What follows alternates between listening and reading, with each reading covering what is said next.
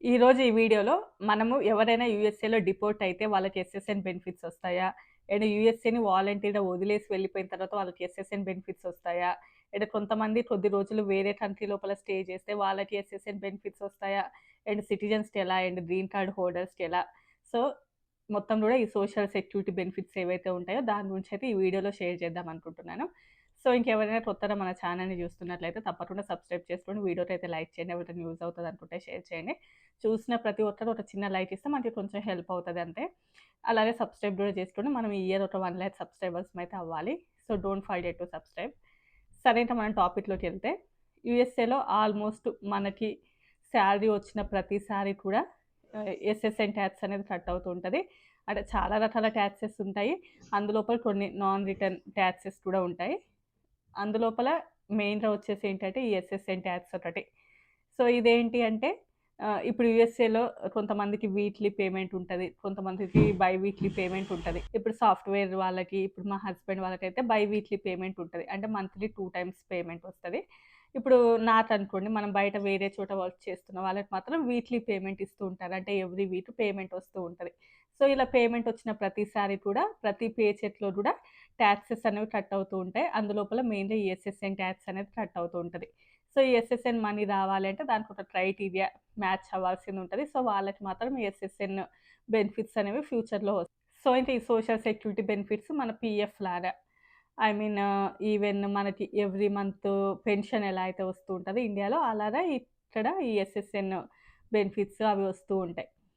And దీనికి ఒక criteria match అవ్వాలి అంటే అట్‌లీస్ట్ మనం యూఎస్ఏలో 10 సంవత్సరాలైతే వర్క్ చేసుండాలి. ఎవరైతే 10 సంవత్సరాలు అమెరికాలో పని చేసుంటారో వాళ్ళు ఈ ఎస్ఎస్ఎన్ బెనిఫిట్స్‌కి ఎలిజిబుల్ అవుతారు. అంటే ఫర్ ఎగ్జాంపుల్ చెప్పాలి అంటే ఇప్పుడు మేము వచ్చాము యూఎస్ఏకి ఒకప్పుడు. అప్పుడు ఒక 2 ఇయర్స్ యూఎస్ఏలో ఉన్నాము. మళ్ళీ ఇండియాకెళ్ళిపోయాము. మళ్ళీ ఒక 2 ఇయర్స్ తర్వాత మళ్ళీ యూఎస్ఏకొచ్చాము. మళ్ళీ ఒక 5-6 ఇయర్స్ ఉన్నామిక్కడ. మళ్ళీ ఇండియాకెళ్ళిపోయాం.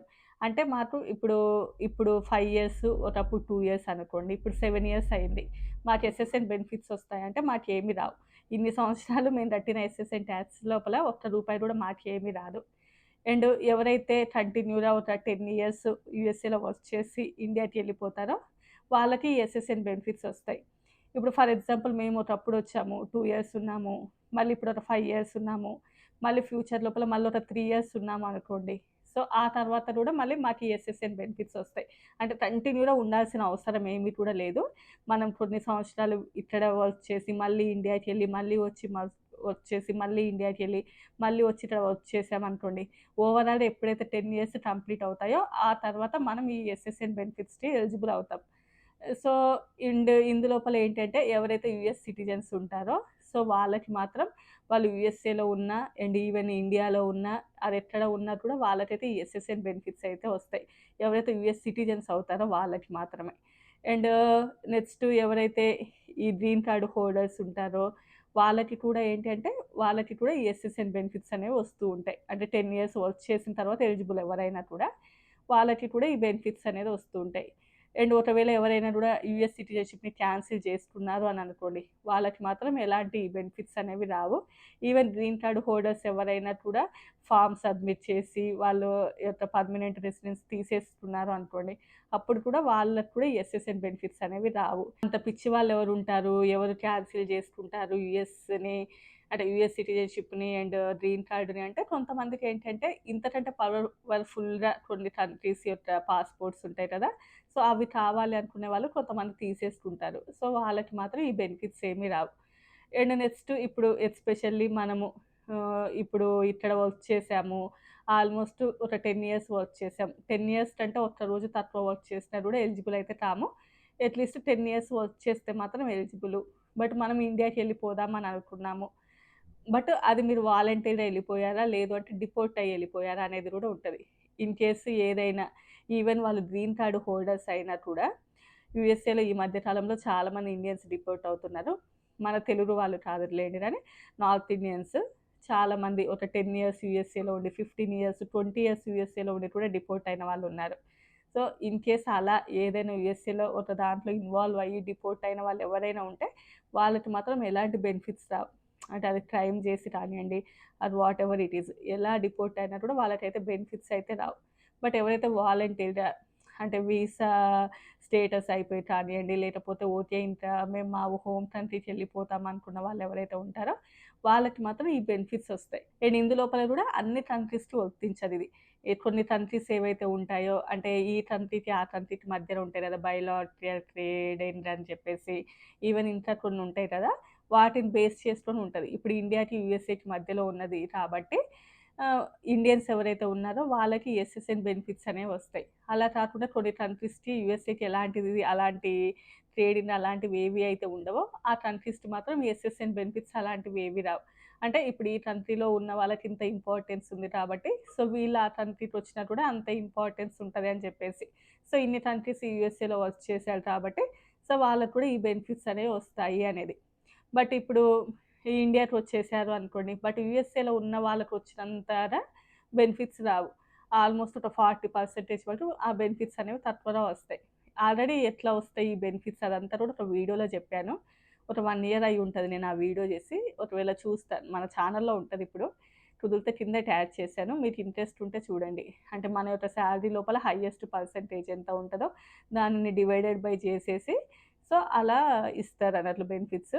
బట్ అది మనము కంటే కూడా చాలా వరకేంటంటే అటార్నీస్ వాళ్ళుంటారు కదా! వాళ్ళ దగ్గరికి వెళ్ళి అక్కడ కాంటాక్ట్ అయ్యేసి అలా ప్రాసెస్ అనేది చేపించుకుంటూ ఉంటారు. సో, ఇంక అందుకోసమే చాలామంది యూఎస్ఏకొచ్చి వాలంటీర్‌గా ఇండియాకెళ్ళిపోవాలి అని అనుకున్న వాళ్ళు అట్‌లీస్ట్ ఒక 10 ఇయర్స్ అయినా కూడా యూఎస్ఏలో ఉంటారు.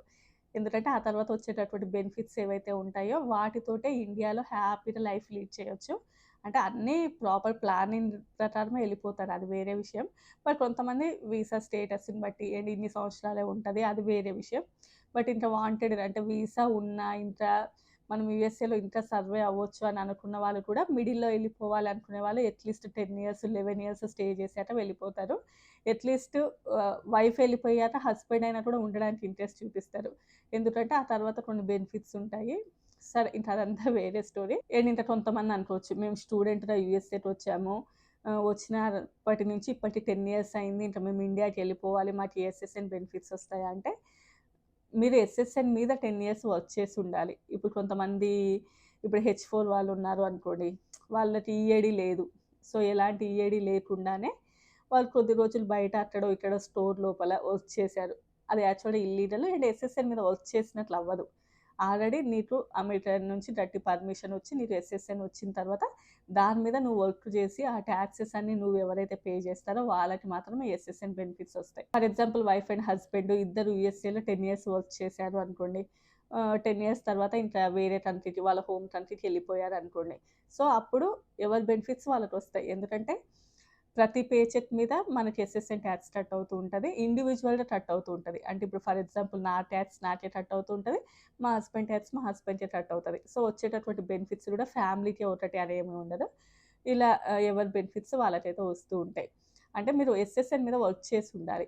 ఇంకా డీటెయిల్డ్‌గా ఎలా ఉంటదనేసి అయితే ఆ వీడియోలో చెప్పాను. ఇది జస్ట్ కూడా ఒకవేళ మనం డిపోర్ట్ అయిపోయినా కూడా ఎస్ఎస్ఎన్ బెనిఫిట్స్ వస్తాయా లేదా అనేది ఇందులో మెయిన్‌లీ వాంటెడ్‌గా మనం వెళ్ళిపోతే మనం ఎలిజిబుల్ అవుతాం కానీ డిపోర్ట్ అయితే మాత్రం మనం ఎలిజిబుల్ కాదు.